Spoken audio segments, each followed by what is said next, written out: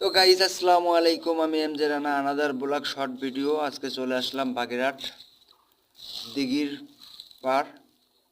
তো দেখেন ঘন জঙ্গল এলাকা, এই পাহাড়ের মতো উঁচু জায়গায় একটি বসতি ঘর।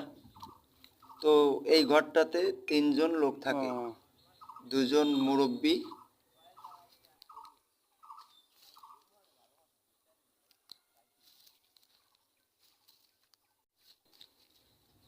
তো তো এই গাইস জায়গা কি দেখেন, আপনাদের কি নিজেদের?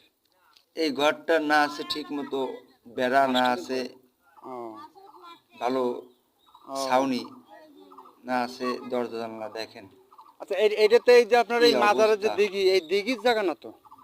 ও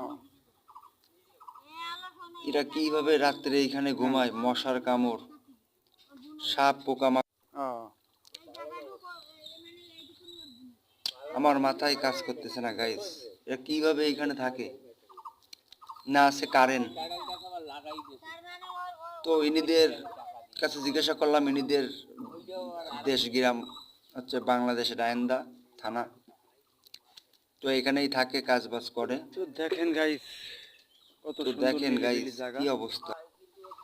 তো চারদিক গাইস বাগান আর বাগান, আমার শর্ট ভিডিওগুলো ভালো লাগলে সব বাগান। এই পাশে দেখতে পাচ্ছেন লাইক, আপনার কমেন্ট, শেয়ার করবেন আর খানজানলি সাবস্ক্রাইব দিঘি। করে পাশে থাকবেন, এই যাতে পাশেই এই নিত্য যে নতুন বাগান আর বাগান। শর্ট ভিডিও আপনাদের সামনে উপস্থাপনা তো করতে এরা পারি। একাকিত্বভাবে থাকে তো গাইস এখানে। আপনারা লাইক, কমেন্ট, সাবস্ক্রাইব করে নিত্য নতুন তো ভিডিও আন্টি, এই করতে জায়গা আপনার কুমির আগ্রহ জাগে। এখন আছে? তো আপনারা একটা আছে না? একটা সাবস্ক্রাইব কুমির করে আছে। পাশে থাকবেন, ও। যাতে ভালো ভালো শর্ট ভিডিও আপনাদের সামনে উপস্থাপনা করতে পারি। আল্লাহ হাফেজ।